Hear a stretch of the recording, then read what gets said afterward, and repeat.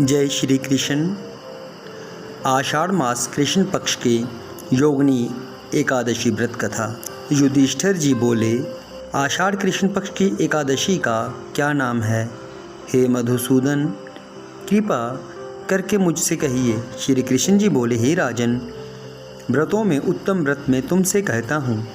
आषाढ़ कृष्ण पक्ष की योगिनी एकादशी का व्रत सब पापों को दूर करके भक्ति और मुक्ति को देने वाला है। पुराणों में लिखी हुई इसकी पाप नाशनी कथा का मैं वर्णन करता हूँ। अलकापुरी का राजा कुबेर शिवजी का पूजन किया करता था। उसका माली हेममाली नाम का यक्ष था।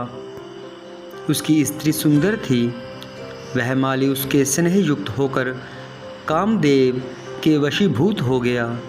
वह मानसरोवर से फूल लाकर अपनी स्त्री के प्रेम में फंसकर घर पर ही ठहर गया। फूल देने के लिए कुबेर के स्थान पर नहीं गया। हे राजन, मध्याह्न के समय कुबेर जब शिवालय में शिव जी का पूजन करने लगे तब वहाँ फूल दिखाई नहीं दिए। हेममाली अपने घर में अपनी स्त्री के साथ रमन कर रहा था। विलंब के कारण कुपित होकर कुबेर बोला, हे यक्षी, दुष्ट हेममाली क्यों नहीं आया? इसका निश्चय करो। वे बोले, हे नृप, वह स्त्री का प्रेमी अपने घर पर स्त्री के साथ क्रीड़ा कर रहा है। यह सुनकर कुबेर क्रोध में भर गया। शीघ्रता से हेममाली को बुलाया। देर हो जाने के कारण वह माली भी भय से व्याकुल होकर वहां आया।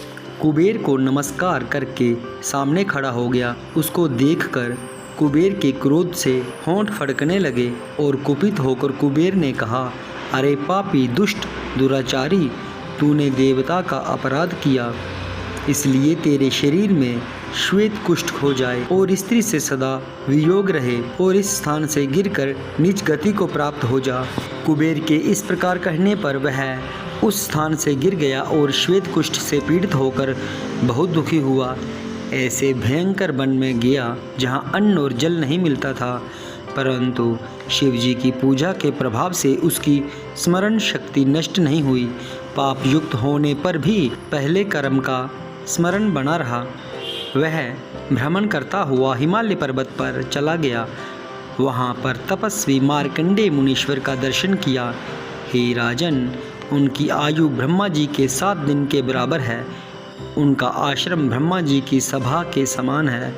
उसने पाप किया था, इससे दूर से ही उनके चरणों में प्रणाम किया।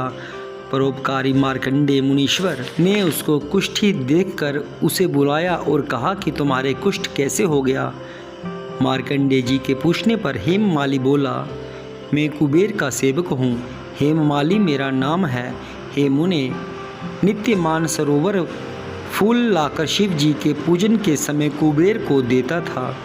एक दिन मुझको देर हो गई क्योंकि कामदेव के वशीभूत होकर मैं स्त्री के साथ विषय भोग में लग गया। हे मुने, तब कुबेर ने कुपित होकर मुझे शाप दे दिया। मेरे शरीर में कुष्ठ हो गया और स्त्री से वियोग हो गया। इसलिए हे मुनि श्रेष्ठ, मुझ पापी को उपदेश दीजिए।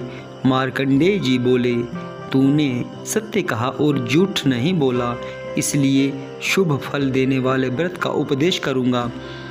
तू आषाढ़ पक्ष की योगिनी नाम की एकादशी का व्रत कर। इस व्रत के प्रभाव से निश्चय कुष्ठ दूर हो जाएगा। मुनि के इस वाक्य को सुनकर उसने पृथ्वी पर लेटकर प्रणाम किया और उसने यही उत्तम व्रत किया। इसके प्रभाव से वह देव रूप हो गया। स्त्री से उसका मिलाप हो गया और अच्छा सुख मिला।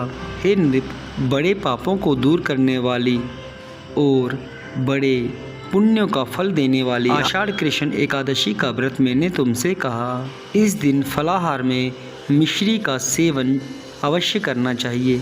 जय श्री कृष्ण।